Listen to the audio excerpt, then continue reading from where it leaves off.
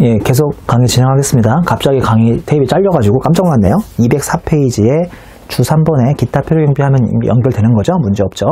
자, 기타 필요경비의 양가로 1번 자본적 지출에 자산의 가치 증가 등의 사후적 취득 개념인데, 이 자본적 지출이 뭔지 모르는 사람 없을 테니까요. 이것도 다 기타 필요경비에 들어간다는 거. 그 다음에 양도비용 보시면 자산의 직접 양도비용인 계약서 작성비용, 공증비용, 인지대 싹 다 들어가는 거 봤고요. 주식 양도할 때 증권거래소도 들어갑니다. 그 다음에 양도소득세 과세표준 신고서 작성인 공인회계사나 세무사한테 기장 맡긴 거 아니면 세무대리비용도 들어가고요. 취득 관련 쟁송이 있을 경우에 직접 관련된 소송비용인 변호사비용도 들어가는데, 단 부동산 매매 계약을 변심 등에 의해서 해약해버렸을 경우에 지급하는 위약금은 필요경비에 안 들어갑니다. 그리고 취득 등록세는 지금 말씀드리는 모든 취득가액이나 양도가액이나 기타 필요경비는 영수증이나 이런 내용이 있어야 하는데, 취득세, 등록세, 자, 헷갈리지 마시고, 이 취득 등록세는 팔았을 때 나오는 거였어요? 10년 전에 나왔던 거겠어요? 당연히 10년 전에 나왔던 거겠죠? 이게 10년이 흘러버리니까 취득세, 등록세 영수증이 없는 거예요. 다행히도 이 취득 등록세는 납부 영수증이 없더라도 국가가 그 사실을 알고 있죠. 내가 국가에 낸 거니까. 그래서 이거는 국가가 알고 있기 때문에 무조건 빼주고요. 6번에 자산을 취득함에 있어서 법령 등의 규정에 따라 매입한 국민주택 채권, 이것도 10년 전 얘기인데요. 10년 전에 내가 이 토지 건물을 취득할 때 국민주택 채권 및 토지개발 채권을 만기 전에 양도해버립니다. 대부분 우리나라에서는 자동차도 그렇고 토지 건물 자동차 모두 다 등기할 때 구청에서 채권을 사가라고 하는데, 이거 안 사가고 그 자리에서 바로 팔아버리거든요. 그러면 채권 처분 손실 나오잖아요. 그 손실이 기타 필요경비에 들어간다는 소리인데요. 만기 전에 양도함으로써 발생하는 매각 차손인데, 단 금융기관 외의 자인 사채업자 등에게 양도하면 동일한 날에 금융기관에 양도 가정할 때의 매각 차손을 한도로만 빼줄 수가 있습니다. 바로 밑에 예 한번 풀어볼까요? 취득 당시 강제 매입한 250의 국민주택 채권을 사채업자한테 100에 매각하면 150의 손실 발생하잖아요. 근데 같은 날 금융기관에 매각하면 140 정도는 받을 수 있대요. 그러면 손실을 150까지 인정해 주는 게 아니라 110까지만 인정해 주니까 필요경비에도 110까지만 들어가는 겁니다. 자, 양가로 3번 올해 추가됐는데 폐업 시 잔존재화에 대한 부가세액도 양도비용이 들어갑니다. 사업자가 매입 시 매입 공제받은 것을 폐업함으로 인해서 다시 납부한 잔존재화에 대한 부가세 금액이 납부가 됐다면 이 금액만큼은 양도소득세에 과세할 때 필요경비로 인정해 주기로 했습니다. 주 4번 내려오면 장기보유 특별공제죠. 대상은 일단은 3년 이상 보유한 토지 건물하고 조합원 입주권 3개, 토지 건물 조합원 입주권만 되는데, 이 조합원 입주권도요, 우리 재개발이나 재건축할 때 제일 중요한 게 관리 처분 계획 인가를 받았느냐 안 받았느냐인데, 그 관리 처분 계획 인가 인가 받은 다음에 늦은 거예요. 인가 전 토지분 또는 건물분의 양도 차익에만 한정이 된다고 돼 있죠. 안타깝게도 토지 건물을 3년 이상 가지고 있더라도 동그라미 1 미등기 자산이거나 동그라미 2 비사업용 토지는 적용이 불가능하겠습니다. 공제를 보시면요, 표 안에 또 표의 가운데 세로 보시면 1세대 1주택은 8단 구구단으로 38에 24부터 다음 페이지 10년에 8 곱하기 10년에 80%까지 가능하고요. 오른쪽 세로 보시면 일반은 3단 구구단, 우리는 오늘부터 33은 10입니다. 33은 10, 33은 9가 아니라 33은 10, 3, 40이 옆 페이지 3, 55부터 마지막으로 3 곱하기 10년에 30%까지 이렇게 3단 구구단이나 8단 구구단을 적용하고 있습니다. 이상한 거 없어요? 1세대 1주택은 원래부터 비과세인데 왜 8단 구구단으로 장기보유 특별공제를 빼줍니까? 그게 205페이지에 표 안에 또 표, 끝나는 지점에 꽃표시 1번에 써 있는데, 고가주택 등이어서 어쩔 수 없이 1세대 1주택임에도 불구하고 세금 낼 때는 좀 억울하니까 이런 경우는 최대 80%까지를 장기보유 특별공제 해줍니다. 그 다음에 꽃표시 2번의 보유기간을 보시면 일반적으로 자산 취득한 날부터 양도한 날까지인데요. 이 보유기간을 가지고 3년이냐 4년이냐 이 장기보유 특별공제를 해주는 건데, 그 동그라미 이건 예에 보시면 첫 번째 땡마크에 배우자 직계 존비속으로부터 증여받은 재산에 대한 이월과세가 적용되는 경우에는 증여한 배우자 직계 존비속이 해당 자산을 취득한 날부터 양도일까지인데, 이건 뒤에 나오니까 조금만 참으시고요. 가업상속공제가 적용된 비율에 해당하는 자산은 피상속인이 해당 자산을 취득한 날, 즉 돌아가신 분이 피상속인이 해당 자산을 취득한 날, 양도한 날로 우리 일반적으로 보유기간을 따집니다. 자, 그 다음에 주 5번인가요? 양도소득 기본공제인데 미등기 자산만 아니라면 양도소득 기본공제가 됩니다. 자, 이거는 3년일 필요도 없고요. 미등기가 아니면 기본적으로 해주는데 표 안에 뜯어보시면 1그룹 250만원, 2그룹 250만원 각자 해주고 있습니다. 양가로 3번 공제 순서를 보시면 동그라미 1번 감면소득 외의 양도소득 금액에서 먼저 공제를 하고요. 감면소득 외의 양도소득 금액 중에서 해당 과세기간 중에 먼저 양도한 것부터 순차적으로 공제를 해주고 동그라미 3번 만약 같은 날에 1그룹 거인 토지 건물을 토지 하나 팔고 건물 하나 각각 팔았다면 이렇게 만약 동시에 양도한 경우에는 납세자가 선택한 순서대로 공제합니다. 안 분하는 게 아닙니다. 이왕이면 높은 세율 맞을 거에서 공제를 250만원 받아야 세금 절세가 커지니까요. 그건 뭐 당연하지만 높은 세율에서 공제받으시는 게 안전하겠죠. 그 다음에 주 6번 보시면 양도소득세의 세율인데요. 1차 수업 목적으로 여기까지 시험 문제 나온 건 거의 없습니다. 지금까지. 미등기 70%, 비사업용은 기본세율이 10% 더 올리고 있고 1년 안에 팔아버리면 50%죠. 옛날에 제가 회계사 공부할 때 이거 보고 야 나중에 나는 집을 사면 절대 1년 안에 안 팔아야겠다고 굳은 다짐을 했는데요. 뭐 집도절도 없는 수험생 주제에 왜 그걸 고민했을지 모르겠습니다만 우리 일반적으로 토지 건물을 산 다음에 1년 이내 파시는 그런 그 진중치 못한 분은 별로 없죠. 투기 목적이 아니라 자 답 나왔네요. 얘는 투기 목적으로 50%인 거고요. 그 다음에 1년에서 2년 안에 빨리 팔아버려도 얘도 투기 목적이 있다고 보고 40%로 과세하고 있고 이외의 자산은 그냥 다 기본세율입니다. 이것도 질문하는 사람이 있더라. 기본세율이 뭔지 알죠? 6, 15, 24, 35, 38까지 기본세율 적용한다고요. 넘겨보시면 이제 기타 자산은 일반적인 경우는 기본세율, 자산 총액 중 비사업용 토지가 50%의 자산인 특정 주식도 기본세율 가고 있습니다. 그 다음에 양가로 3번의 일반 주식은요. 중소기업 주식은 10%, 그 다음에 비중소기업 주식은 20%까지 적용을 하고 있습니다. 그 다음에 그 밑에 꽃표시 6번을 볼까요? 꽃표시 6번 보시면 일단은 꽃표시 5번 그 2015년 12월 31일까지는 원래 앞장에 플러스 10% 얹으라고 했는데 올해까지는 기본세율을 적용해 주기로 했습니다. 그 다음에 꽃표시 6번 보시면 세율이 다른 둘 이상의 1그룹 자산을 양도시 산출세액 계산 특례라고 되어 있는데 맥시멈으로 해서 산출세액 1과 2 중에 큰 금액이죠. 1번은 해당 과세기간의 양도소득 과세표준 합계 곱하기 기본세율, 2번은 상기 세율표에 따라서 계산한 자산별 양도소득 산출세액의 합계라고 해서요. 양소세 산출세액도 이 세율이 다른 그 둘 이상의 같은 그룹 자산을 양도하면요. 그 두 개를 더해버려 가지고 기본세율 곱하거나 아니면 각각의 세율 곱해서 두 개를 합해서 둘 중에 큰 금액으로 산출세액을 매기고 있습니다. 자, 우리 207페이지 보시면 빈출유형 공사에 취득시기와 양도시기 및 그 과세 방법이 있네요.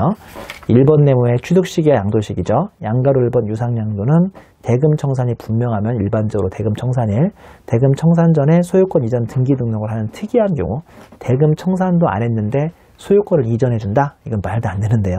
그런 경우는 등기접수일이고 대금청산이 불분명하면 등기접수일하고 명의개서일 이게 되고요.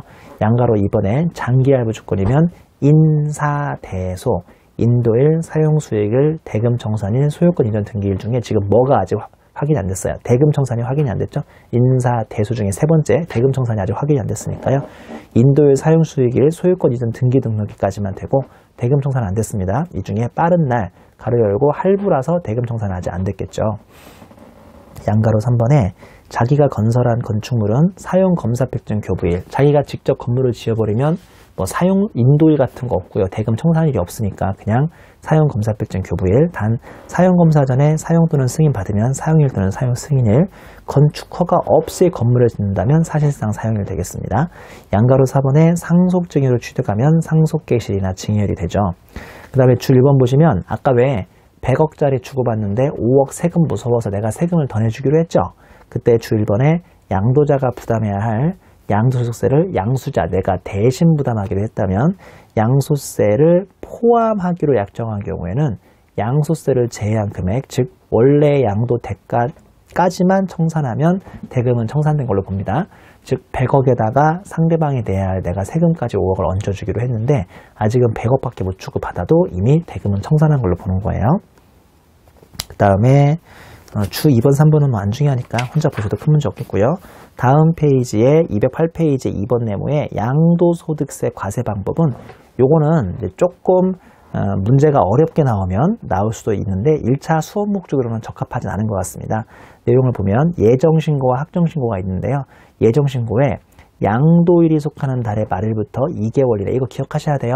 4월 5일 날 땅 팔면 언제까지요? 그 달부터 2개월이니까 6월 말까지. 가로 열고 주식은 양도일에 속하는 분기의 말일부터 2개월이니까 4월 5일 날 주식을 팔면 그 분기 말인 6월 말부터 두 달인 8월 31일까지 예정신고라는 걸 합니다. 박스 보시면 반가로 1번 일반 예정신고세액은 양도차익에 장기보유 특별공제에 양도소득 기본공제까지 빼준 다음에 양도세를 곱하고 있고요. 반가로 2번이 제가 약간 어렵다는 소리인데 내가 4월에도 땅을 팔고 7월에도 땅을 팔았어요. 그러면 두 번째 땅을 팔 때는 반가로 2번 2회 이상이면 이미 신고한 과표 즉 4월달 과표에다가 더하기 이후 신고하는 과표 즉 이번 7월 과표를 두 개 더하시고 양도세를 곱한 다음에 이미 신고한 즉 4월달에 얼마인가 신고한 금액을 빼고 그 차액에 대해서만 예정신고하시면 되겠습니다. 양가로 2번의 확정신고인데요. 종합소득이 합산하지 않고 별도로 분류과세합니다. 아시죠? 퇴직소득하고 양도소득은 전형적인 분류과세니까요. 그리고 차기 5월에 확정신고 의무가 있습니다. 단 1세대 1주택 등 비과세되는 자산을 양도하면 양소세는 신고 의무 없고요. 그 다음에 1세대 1주택 중 비과세되는 자산을 양도하고 동일연도에 다른 과세자산을 양도하여 예정 신고 납부한 경우는 양소세 확정신고 의무가 없이 아까 왜 4월 달에 그 확정신고가 아닌 예정신고로 정확히 해버렸으면 내년 5월 달에 다시 확정신고할 의무는 없다 이 소리죠. 여기까지가 양소세의 기본 문제였고요. 지금부터가 특수 문제죠.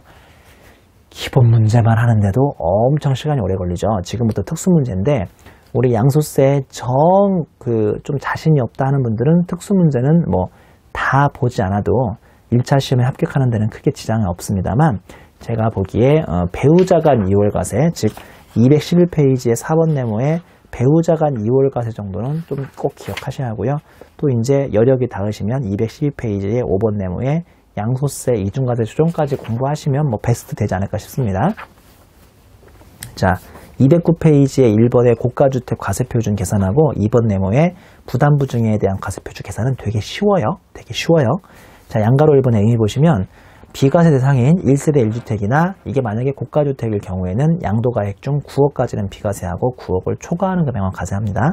과세표준 계산 보시면 반가로 1번에 고가주택 양도차익은 양도차익 구한 거에 양도가액분의 양도가액 빼기 9억이죠. 만약에 내가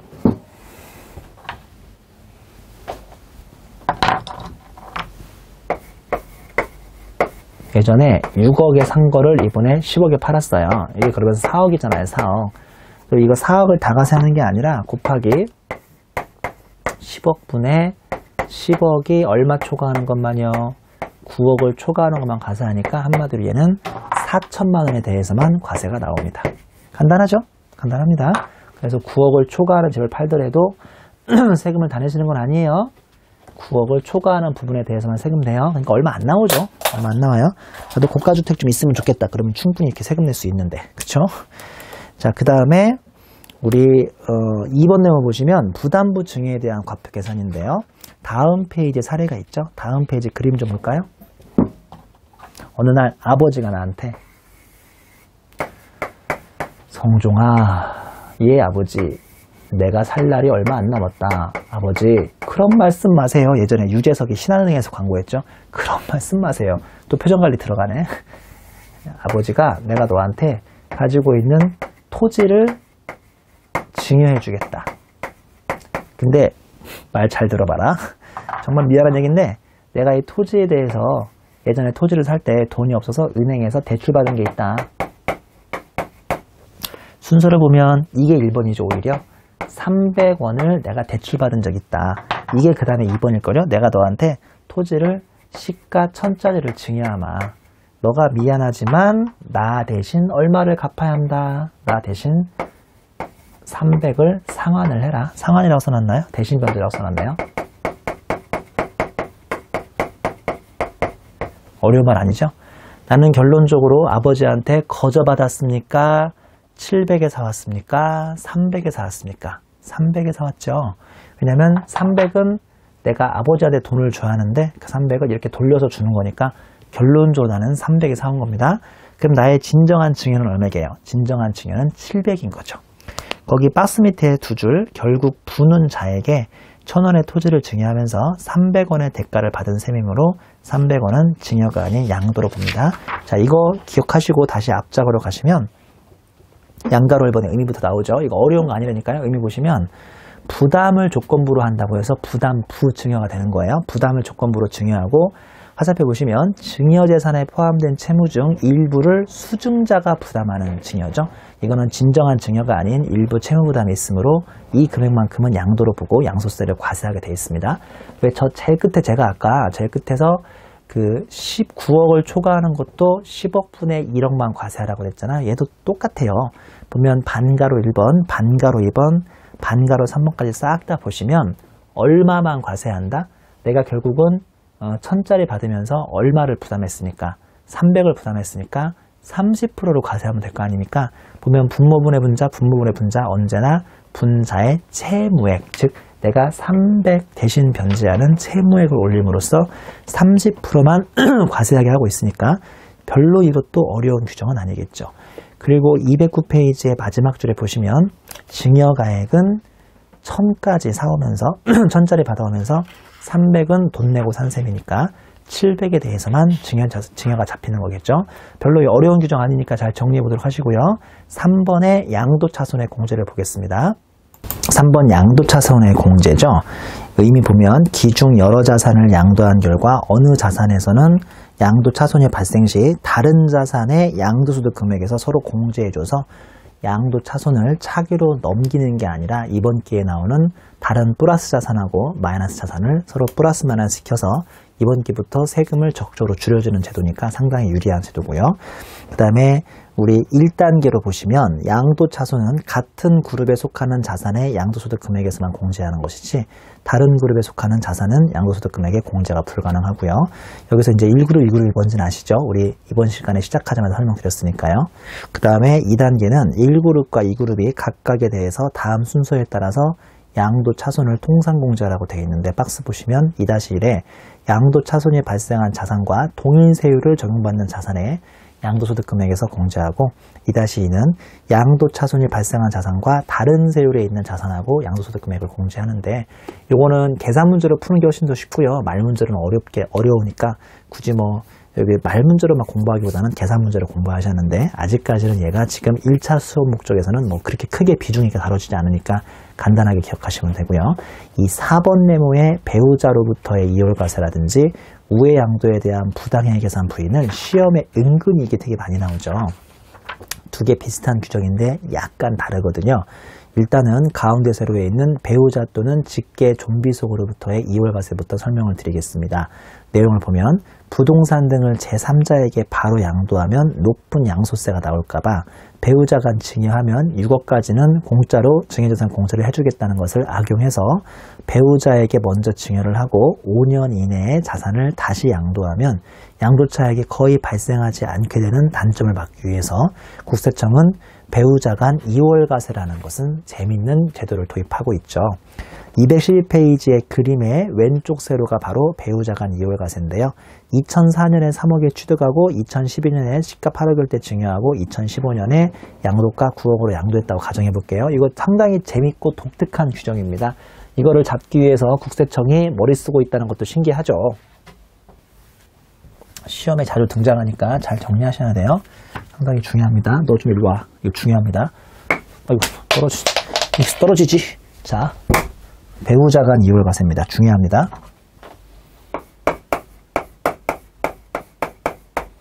배우자 간만이 아니라 직계 존비 속도 걸릴 수 있어요.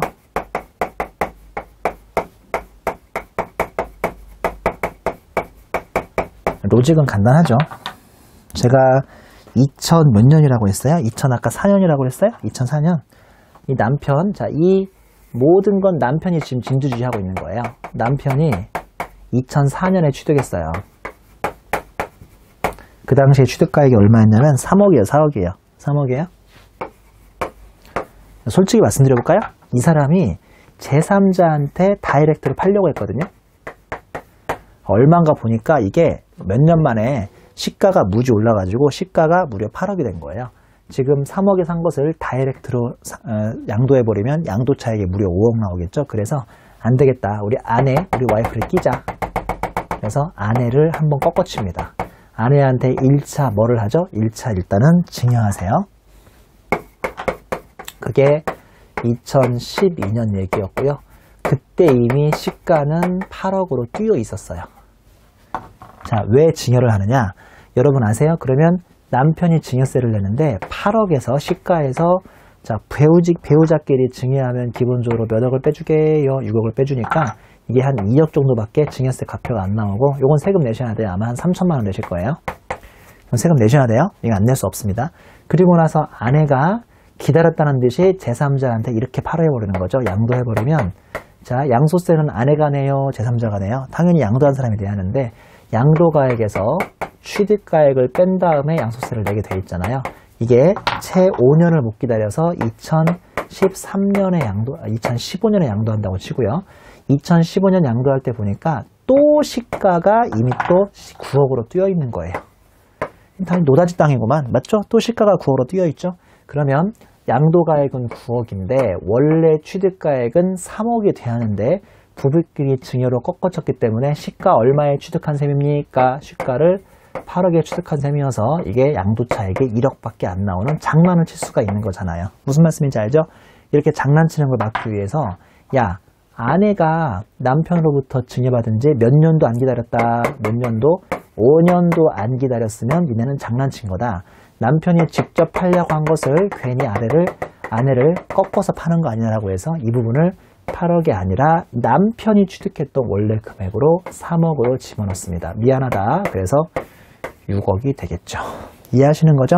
한마디로 장난치다 걸리면 이 금액을 증여 당시에 시가로 쓰는 게 아니라 저기 원래 취득가액인 3억을 써주는 제도고요. 중요한 게 이거 뭐야 이거. 이건 왜 낸 거야 그러면? 이거 왜 낸 겁니까? 굳이 낼 필요 없는데 장난치려고 냈잖아요. 이 금액은 여기서 필요경비로 3천만 원을 인정해 주는 거죠. 그래서 6억은 아니고요.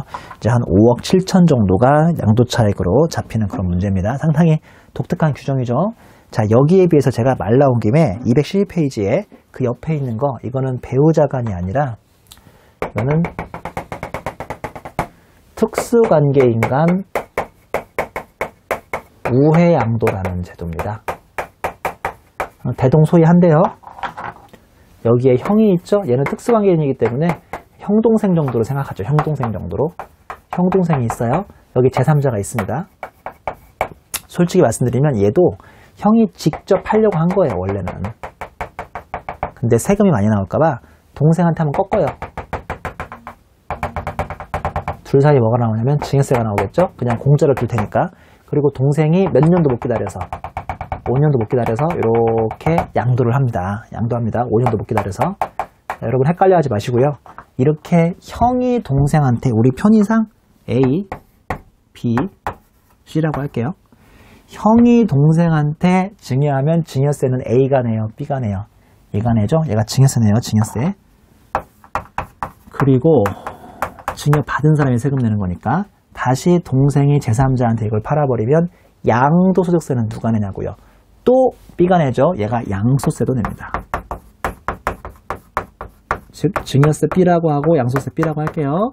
야, 너네 지금 꺾어친 거지? 원래 형 네가 직접 팔라고 한 거잖아. 그러면 형이 직접 C한테 팔았다면 이때는 양소세를 누가 냅니까? 이때는 형이 내야죠. 이걸 양소세 A라고 합니다. 이거는 양소세 A 직접 팔았을 때하고 그거하고 증여세 B 그 다음에 양소세 B를 더한 금액하고 비교했을 때 이게 크면 니네는 장난친 거다라고 걸리는 규정이기 때문에 지금 이쪽에서 보는 배우자간 이율과세는 5년 안에 팔면 무조건 걸리는 제도, 얘는 5년 안에 팔더라도 이 파란색이 노란색보다 클 때만 걸리는 조건부 제도. 이거는 배우자간이고 또는 직계 좀비속이고 이거는 그 외에 특수관계인일 때. 오케이? 자, 요걸 좀 한번 정리해 볼게요. 이거 시험에 많이 나왔었어요, 과거에. 자, 211페이지입니다. 211페이지. 양가로 이번에 요건부터 보겠습니다. 배우자 간 이월과세는 첫 번째, 배우자와 직계 좀비속 간의 거래.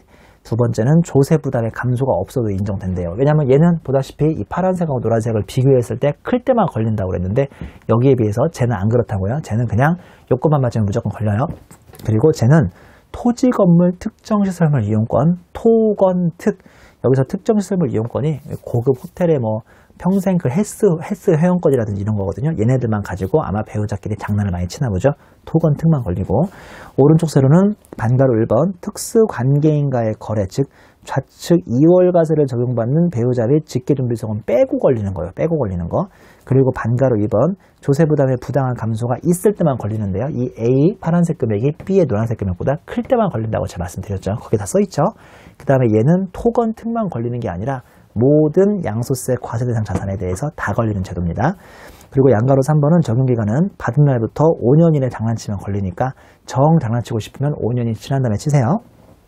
그 다음에 이게 중요한데, 납세 의무자. 여러분, 저 그림에서 제가 진두주의한 사람은 남편이라고 그랬어요? 아내라고 그랬어요? 남편이죠? 근데 이렇게 걸려버리면 결국은 세금은 남편이 내요? 아내가 내요? 아내가 냅니다. 그래서 이거를 2월과세라고 하죠. 남편이 냈어야 할 것을 아내로 싹 다 2월된다고 해서 2월과세라고 합니다. 얘 같은 경우는 형이 장난쳤으니까 그냥 형이, 증여자인 형이 납세 의무자가 되는데, 요게 상당히 중요합니다. 납세 의무자가 조그림은 아내도 바뀐다는 거. 그 다음에 양소세 계산은 증여자 남편의 취득 시기로 장부특공 등을 계산한다. 이건 또 뭔 소리예요? 결론적으로 이 그림은 아내가 책임지는 그림인데, 다만 우리 뭐 장기보유 특별공제할 때 3년 됐냐, 4년 됐냐, 5년 됐냐는 이 2015년하고 2012년 비교한대요. 2004년 비교한대요. 2004년 비교한대요. 또 되게 신기하죠. 이 규정이 약간 까다로우니까 잘 기억하셔야 돼요. 그 다음에 양가로 6번에 저 괜히 증여서 된 거 어떻게 처리해 주겠다? 여기 기타 필요금으로 처리해 주겠다. 근데 이거 경우는 여기 증여세 괜히 된 거 있잖아요. 이 증여세를 아예 없애주겠답니다. 처음부터 부과하지 않는 걸로 없애주고요. 양가로 7번에 연대납세 의무는 배우자와 직계준비소 간 요 제도는 연대납세 의무가 없는데요. 요 제도는 연대납세 의무 없고 요 제도는 연대납세 의무가 있습니다. 상당히 재밌는 규정이죠.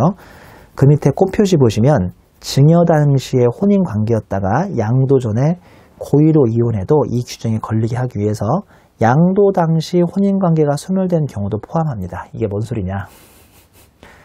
자, 2012년에는 둘이 부부관계가 있어야겠어요? 없어야겠어요? 무조건 있어야죠. 그래야 얼마까지 빼주니까 증여세에서 6억까지 빼주거든요. 근데 세금을 조금 내려고 별 장난을 치다가 이때는 부부관계 유지하고 있다가 5년을 기다렸다 팔아야 하는데 5년이 안 기다린 다음에 아내가 팔게 되면 차라리 둘이 뭐를 해버리면 돼요? 이혼을 해버리는 거예요. 그러면 더 이상 배우자가 아니잖아요. 이렇게 해도 걸린대요. 그러니까 요 양도 당시에 배우자 관계가 소멸돼 있어도 처음 증여 당시일 때 배우자 관계만 맺고 있으면 워낙 장난들을 많이 쳐서 한마디로 이혼까지 가짜로 해더라도 이 규정을 잡겠다는 규정이니까 상당히 재밌는 규정이죠. 근데 선생님, 이혼이 아니라 사별은 어떻게 됩니까? 그래, 가슴 아프지만. 두 번째 보시면 사망으로 소멸된 경우는 이 규정을 적용하지 않으니까 죽음만이 이 제도를 막을 수 있고요. 죽지 않으면 아무리 고의로 이혼해도 끝까지 걸리는 제도입니다. 그렇다고 와이프나 남편을 죽이시면 안 됩니다. 자, 그리고 넘기시면 이제 212페이지의 5번 네모에 양도소득세 이중과세 규정인데요. 이것도 참 어려워들 하시던데 이거 전혀 어려워하실 필요 없어요. 우리 5번 네모에 양소세 이중과세 규정인데 그 표의 헤더 보시면 구분이 고가양도 가로 열고 상대방은 고가양수가 되고 이때 이중과세 규정이 있고요. 그 다음에 오른쪽 세로에는 헤더에 저가양수, 상대방은 저가양도가 되죠. 이때의 이중과세 규정이 있습니다. 제가 정말 뭐 열심히 설명을 다 해놓고 표를 요약했는데 요거는 솔직히 객세 공부할 때는 약간 지금은 부담스러우니까 그냥 이게 뭔지만 설명을 드릴게요. 뭔지만. 잘 보세요. 이거 과거에 시험 문제 나온 적 있었죠. 1차에서. 충분히 나올 수 있는 토픽이니까 잘 정리 한번 해봅시다.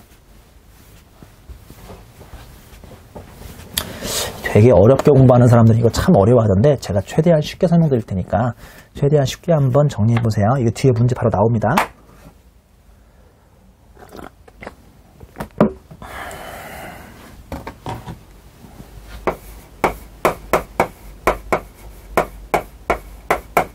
양도가액에서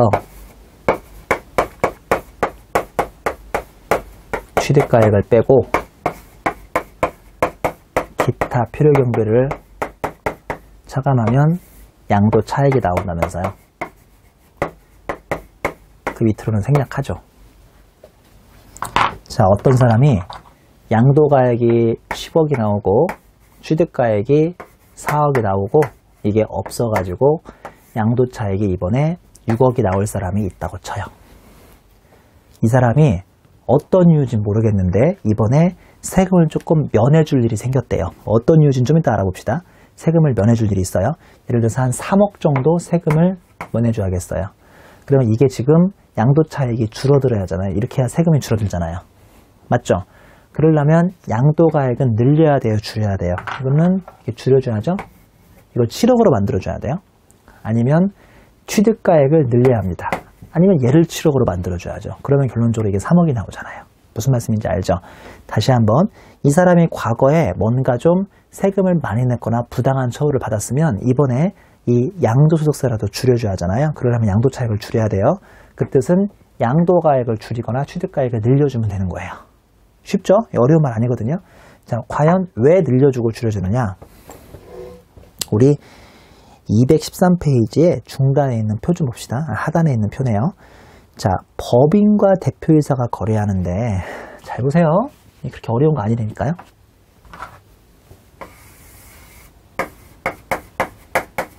여기 법인하고 여기 대표이사가 거래를 하고 있어요. 어디 보자. 이게 토지 시가를 45억짜리인데 현금으로 50억에 고가양도 하나 보자. 시가 45억짜리 주고받고 있고 얘가 현금으로 50억을 냈어요. 자, 그럼 이거는 고가거래죠? 고가거래입니다.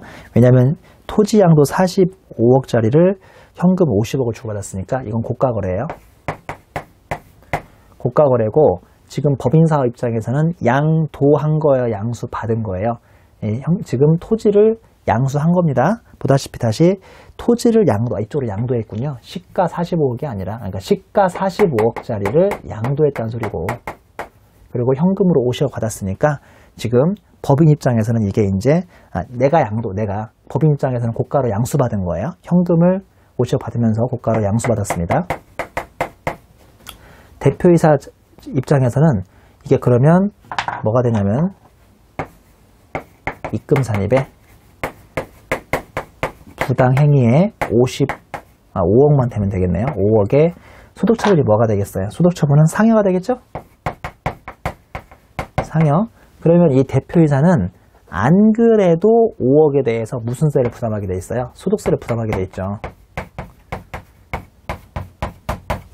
자, 얘는 고가양수임으로 부당행위에 해당하고요. 얘는 상여 처분으로 5억. 이게 이미 근로소득세든 어디든 다 과세가 됐을 거라고요. 이해하시죠? 어디든 과세가 되니까 이번에 양도할 때 만약에 50억으로 금액이 잡히더라도 빼기 5억을 빼줘가지고요. 이걸 45억으로 조정해주겠다는 게 이 규정의 취지입니다. 결론적으로 과거에 세금 많이 냈으니까 이걸 이번에 줄여줘야 하는데 여기서는 빼주시면 되고 여기서는 더해주시면 되겠네요. 자, 그게 바로 211페이지의 표의 헤더에 있는 고가양도, 얘가 지금 고가로 양도한 거예요. 얘는 고가 양수한 거고요. 그 다음에 저가양수, 상대방이 저가양도가 되기 때문에 이렇게 하면 언젠가 부당행위에 걸리잖아요. 부당행위에 걸릴 때 저 금액을 양도가액은 줄여주고 취득가액은 늘려줌으로써 이중과세를 조정해 주겠다는 게 이 규정의 취지니까 잘 한번 따라와 보도록 하시죠. 뭐 내용이 아주 구체적으로 설명되어 있지만 이게 결론적으로 위에서는 빼주고 아래서는 더해준다는 것만 기억하시면 별로 어렵지 않게 문제가 풀립니다.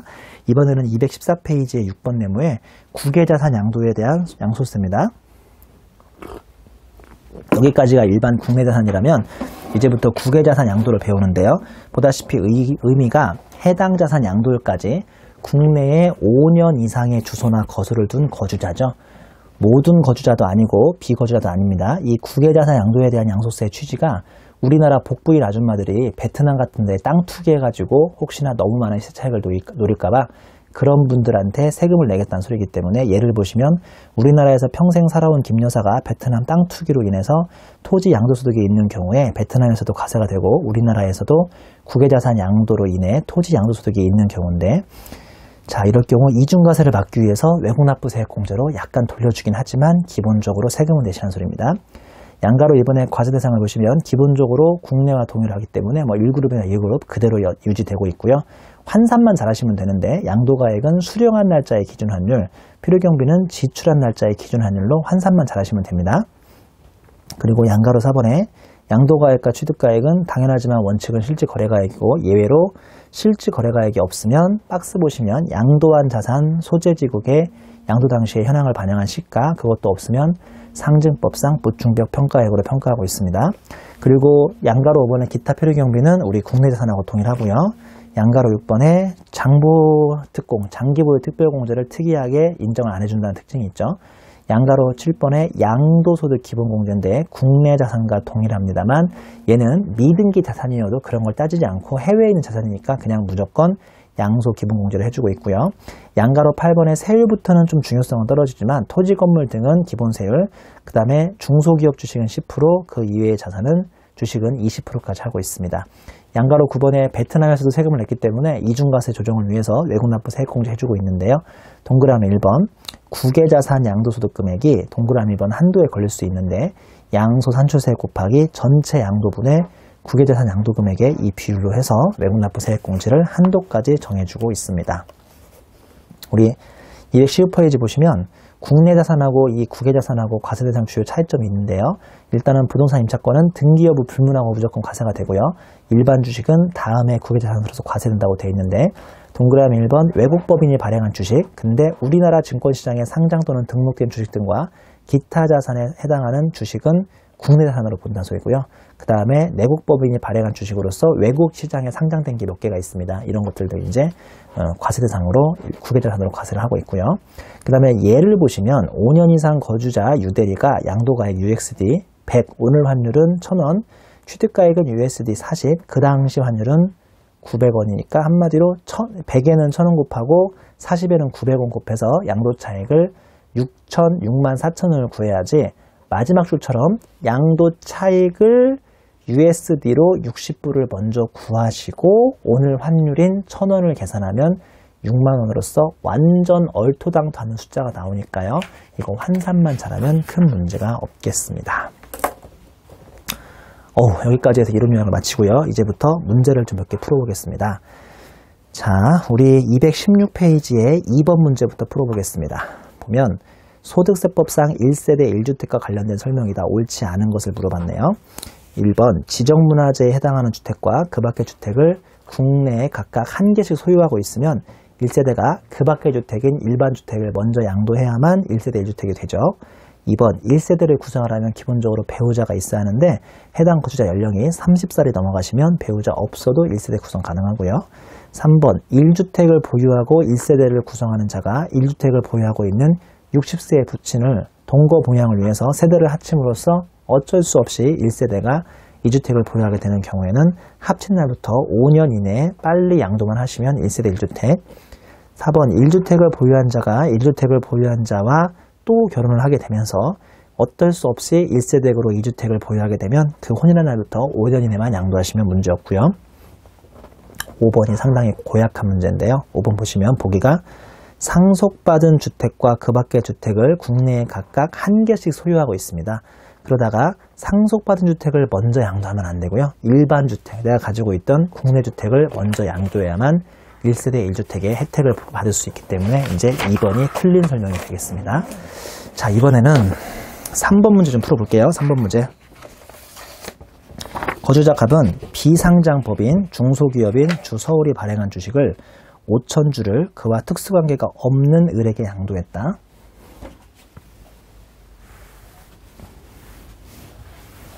다음 자료에 의해서 당해 주식의 양도와 관련한 양소 과세표준을 계산하면 얼마인가를 물어본 2008년 CTA 기출문제네요.